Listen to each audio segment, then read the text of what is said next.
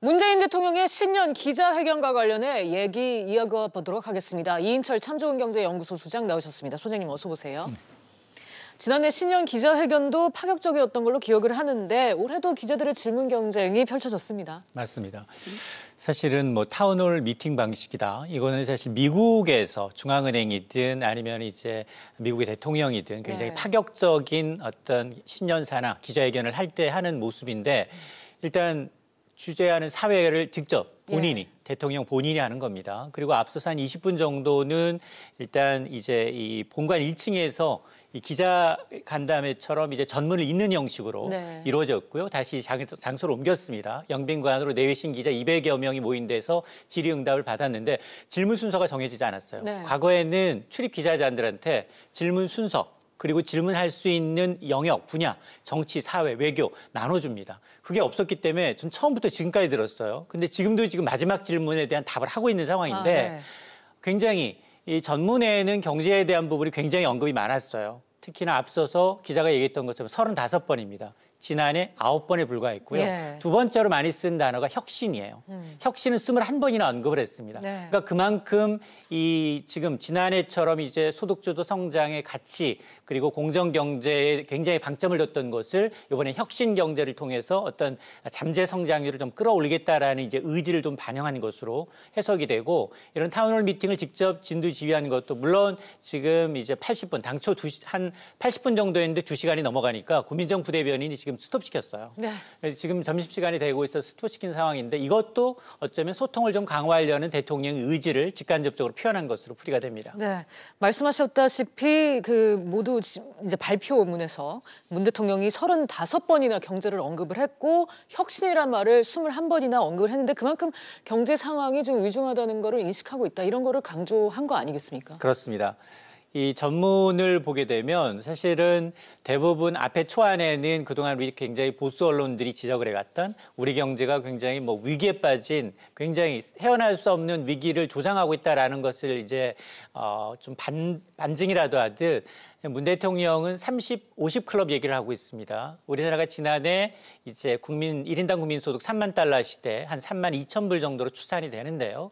인구 5천만이면서 그리고 국민소득 1만 달러를 돌파한 국가는 세계적으로 7번째다. 그리고 6천억 달러의 수출로 세계 6위다라는 것을 화두에 던지면서도 그러나 아쉽게도 이런 이제 위의 마중물 괜히 상위 대기업과 일부 대기업과 그리고 상위층 소득만의 어떤 이제 이 성장의 과실이 옮겨갔기 때문에 이 부분이 밑으로 전달되지 않은 부분에 대해서는 분명히 이제 잘못되고 있다. 그러나 이제 이 방향 전반적인 현 정부 정책의 방향은 맞는 길이다. 때문에 이제 이 앞으로 올해는 이 서민들이 체감할 수 있는 것이 목표이고 그러기 위해서는 당연히 혁신적 포용 국가를 이뤄내 나가겠다라고 이제 재차 강조를 한 겁니다. 사실 그동안 문 대통령이 연일 경제 성과를 계속 강조를 해왔잖아요. 경제 성과를 국민들이 좀 체감을 하지 못하고 있다는 얘기를 했었는데 오늘도 그런 면이 좀 드러났었죠. 맞습니다. 사실은 계속해서 지금 지난 3분기 반도체가 주춤하고요. 지금 바이오 역시 지금 이 분식회계 때문에 1, 2위 업체가 곤욕스러워하고 있습니다. 그리고 국내 1위 게임 업체, 세계 13위 게임 업체가 지금 매각될 위기에 처해 있습니다. 그렇습니다. 반도체의 우리 성장 동력이 뭐냐? 물론 이제 문재인 대통령은 이제 혁신 성장을 통해서 규제 개혁을 통해서 미래 먹거리들 수소차, 미래차 여러 가지 언급을 하면서 앞으로 이제 전 국민이 골고루 잘 살 수 있도록 이런 혁신 성장을 통한 이제 규제 개혁을 외치고는 있습니다. 그럼에도 불구하고 이제 장기간에 걸쳐서 굉장히 성장률은 2% 중후반대로 뚝 떨어져 있는 상황이고요. 그리고 우리가 이제 과거에처럼 이제 고도의 성장을 이뤘었던 인구 구조가 아니고 그리고 전통 제조업이 굉장히 어려운 상황이기 때문에 한꺼번에 오래 모은 것을 다 헤쳐나갈 수 있는 상황은 아니다라는 현실 인식은 분명해 보입니다. 그래서일까요? 문 대통령은 또 재차 기존의 그런 기조는 계속해서 이어가겠다는 것도 강조를 했어요. 맞습니다. 이 공정하게 경쟁하는 어떤 공정 경제를 기반으로 해서 혁신 성장과 소득주도 성장의 기조는 계속해서 가져나가겠다.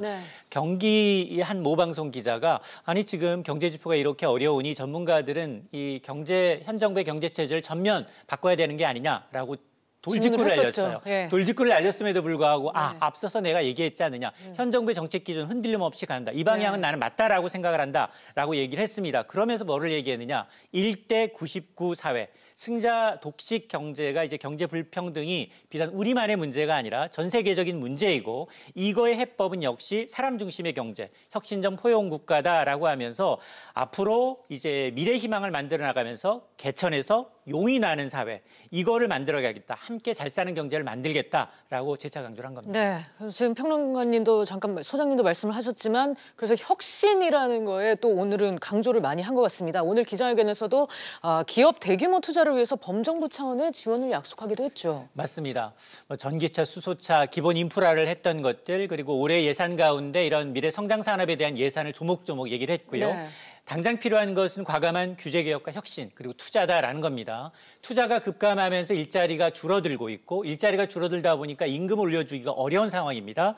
그러다 보니까 이를 위해서 정책이 뒷받침돼야 되는데 그나마 다행인 것을 꼽으라면 문 대통령의 경제 인식이 예전과는 판이하게 좀 달라지고 있다. 네. 이런 인식 변화에 물론 긍정적 후한 점수를 주고 있습니다만 그러나 성과가 뒷받침돼야 되는 그게 이제 올해 원년 집권 3년 차인 올해에 이제 규제 개혁과 혁신이 선택이 아닌 이제 생존이 돼야 되는 그런 현실을 직면하고 있다라는 겁니다. 네, 그 중에서도 단연 화두는 일자리 문제입니다. 지난해 참사 수준의 고용 지표를 두고 대응이 미흡했다는 게 문 대통령의 설명이기도 합니다. 아울러 이제 최저임금 인상에 대한 대책 마련 언급도 있었고요. 전반적으로 어떻게 보셨습니까? 사실 어제 지난해 전체 고용 성적표가 나왔습니다. 지난 한 해 동안 24조 원이었고요. 네. 2년간 따지면 45조 원이라는 일자리 자금을 투입했지만 고용은 쇼크, 절벽 수준이었습니다. 그렇습니다. 10만 건을 밑도는 글로벌 금융위기 후 최악의 성적표를 받아냈습니다. 그러면서도 이 문 대통령의 인식은 고용지표가 양적인 면에서 기대치에 못 미쳤다. 이런 것은 전통적인 주력 제조업이 부진했고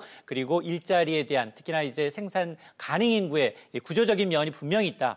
그러면서 이 여러 가지 얘기를 했습니다만 올해야말로 이제 고용 안정망, 사회 안정망이 함께 작동하도록 고용의 양과 질을 동시에 높이는 정책을 펼치겠다라는 건데 그러면서 최저임금 얘기가 질문에 나왔지만 교묘하게 좀 피해갔습니다. 네. 그러면서 이 최저임금 인상으로 어려움을 겪는 이 소상공인 자영업자 대책도 강화하겠다라는 건데 지금 노사가 모두 불만인 이 최저임금의 결정 구조를 이완하는 문제에 대해서는 언급을 하지 않았고요. 또 주유수당의 최저임금 산입에 대해서 지금 소상공인이 반발하고 있습니다만 이에 대해서도 좀 피해가서 다소 아쉬운 대목으로 지목이 되고 있습니다. 네, 오늘 신년 기자회견에서 예전과는 조금은 달라진 경제 인식을 보여준 문재인 대통령 앞으로 또 정부가 어떻게 정책을 펼쳐갈지는 지켜봐야 될 것 같습니다. 소장님 오늘 말씀 여기까지 듣겠습니다.